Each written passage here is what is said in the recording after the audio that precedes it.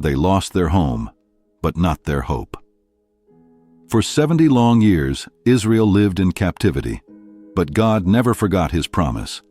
Through King Cyrus of Persia, he opened the door for his people to return. Led by Zerubbabel, the first group of exiles began their journey home. It wasn't easy. The land was ruined, the temple destroyed, but their faith was unshaken. The first thing they did was rebuild the altar, a place to worship, even before building walls or houses, because worship always comes first. But not everyone was happy. Enemies tried to stop the rebuilding, spreading lies, creating fear, yet the people trusted God more than their fears. Years later, under the guidance of the prophet Haggai and Zechariah, the temple was finally completed. It stood again, not just of stone, but of faith renewed. And then came Ezra, a man of wisdom and devotion, sent by God to teach his word and restore his law among the people. Walls can be broken, but faith rebuilds everything. He didn't come to rebuild walls. He came to rebuild hearts. Ezra was not a warrior. He carried no sword. But his weapon was greater, the word of God. He studied it, lived it, and taught it with all his heart.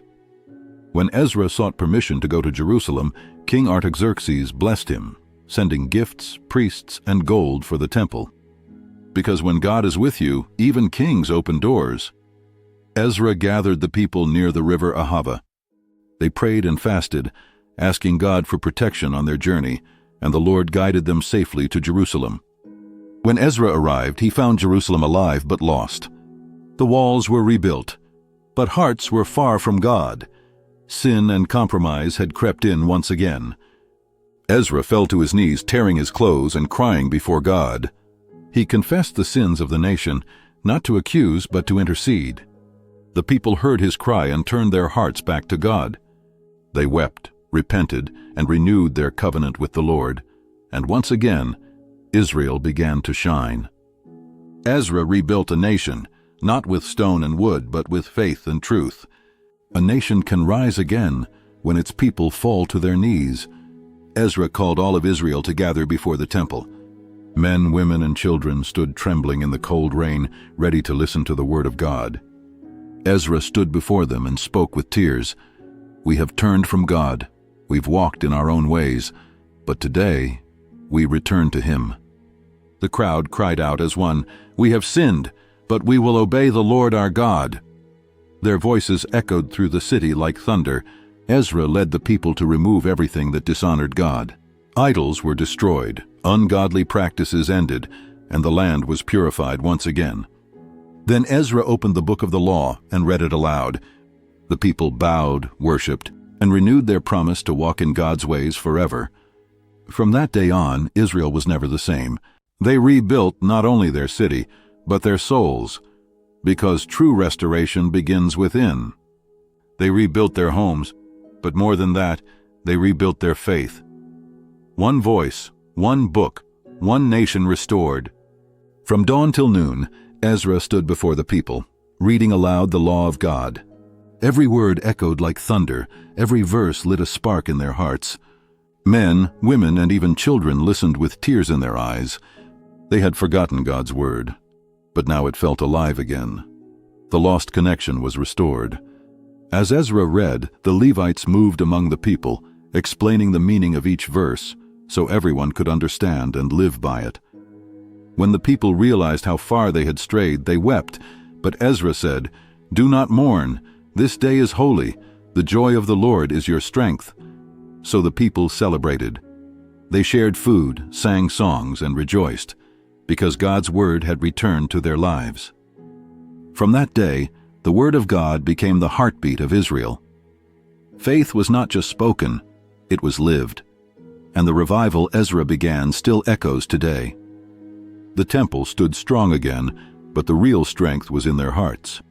Revival isn't complete until hearts return to God. When Ezra heard of the people's sins, he tore his robe and fell to his knees. He cried not in anger, but in grief for a nation that had forgotten its God. Word spread through Jerusalem, and within hours men and women filled the temple courts, trembling with conviction. They knew it was time to make things right. Ezra stood and declared, "Let us make a covenant with our God, to turn away from sin and walk in his light again." One by one, the people confessed their sins. They repented with broken hearts, and God listened. The nation began to heal. Ezra led the people to cleanse their homes, their families, and their hearts. The law of God became their new foundation, unshakable and pure. When the covenant was signed and sealed, the people shouted with joy, for they knew God had forgiven them, and his presence had returned among them. They rebuilt walls and altars, but most of all, they rebuilt their hearts. One man's obedience rebuilt an entire nation. Years had passed since the people returned. The temple now stood tall again, a symbol of God's mercy and strength. But Ezra knew, true rebuilding begins in the heart. Ezra gathered the people in the city square. He opened the scroll, and for hours read the word of God aloud. The people wept, not out of fear but out of joy, for they had finally heard the truth again. When the people cried, Ezra said, "Do not mourn, for the joy of the Lord is your strength." And that day became a festival, a celebration of faith restored. Ezra's life became a testimony that no matter how broken a nation becomes, when it returns to God, it can rise again, stronger than ever. Ezra's faith inspired generations, including a man named Nehemiah, who would soon rebuild Jerusalem's walls, and together they prepared the way for the Messiah's coming. And so the story of Ezra ends, not with war or conquest, but with repentance, truth, and hope. Because true victory is when a nation finds its heart in God again. Ezra, the scribe who rebuilt faith.